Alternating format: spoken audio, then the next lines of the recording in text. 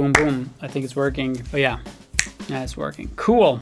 The Ferrari steering wheel, your second favorite thing to hold in your hand. And recently, there has been a lot of talk from people who used to love Ferrari not wanting to buy a new Ferrari. So what the f is going on here? How can one of the biggest and most important car companies start to go down the toilet in the eyes of many proper car enthusiasts?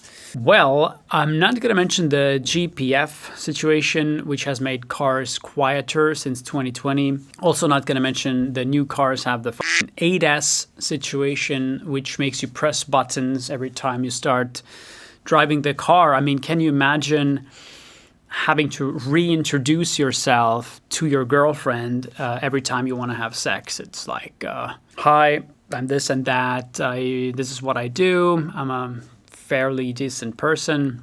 Anyway, I'm also not going to mention some of the questionable looks, the adding turbos, engine downsizing, including their latest hypercar. I mean, can a V6 be a hypercar? I don't think it can, if I think about it. Instead, let's talk about the one thing you touch every time you drive the car, the steering wheel. So recently, at its peak shitfuckery, the Ferrari steering wheel looked like this. The start button replaced with a start touchpad, the different power source modes touchpad, phone calls touchpad, voice commands touchpad. The gauge cluster is operated via another touchpad. And to top it all, the haptic shitpad in question goes to sleep every time you don't use it. So if you want to touch your pad, you first need to wake it up every time. Fucking lovely. You can picture someone high up at Ferrari trying to pitch this idea like years ago. Hey, let's replace the buttons with a plastic panel with lights underneath it. This way we don't have to produce so many buttons, then buttons be expensive.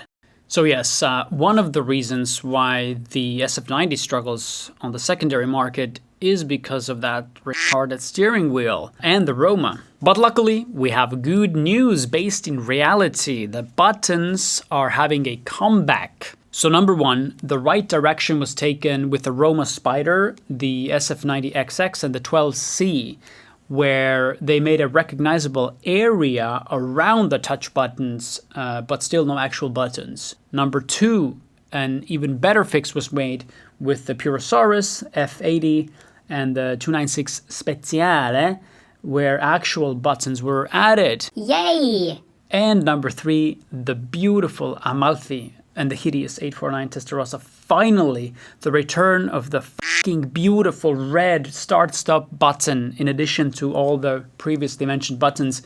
The powertrain options via the E-Manettino are still haptic buttons, but the trend here shows us that Ferrari is heading in the right directions and giving humans what they want, which is the ability to press actual buttons. And finally, what are the best Ferrari steering wheels of all time? Well, in second place, the wheel introduced with the 458 Italia in 2010, and similarly in the LaFerrari Hypercar 3 years later with a different shape wheel. Actual buttons, no haptic touch crap. But in the first place, the evolution of that wheel introduced with the GTC4 Lusso in 2016. Next generation smaller airbag, which makes a huge difference in looking fresh these days. And also the turn signal buttons were now pressable both ways, front and back. Plus they added a quite useful phone button as well. So there you have it. Historically, Ferrari has made some of the best steering wheels in the entire car industry. Then they kind of lost the plot, and luckily, as of recently, they are showing signs of recovery. Have a nice day.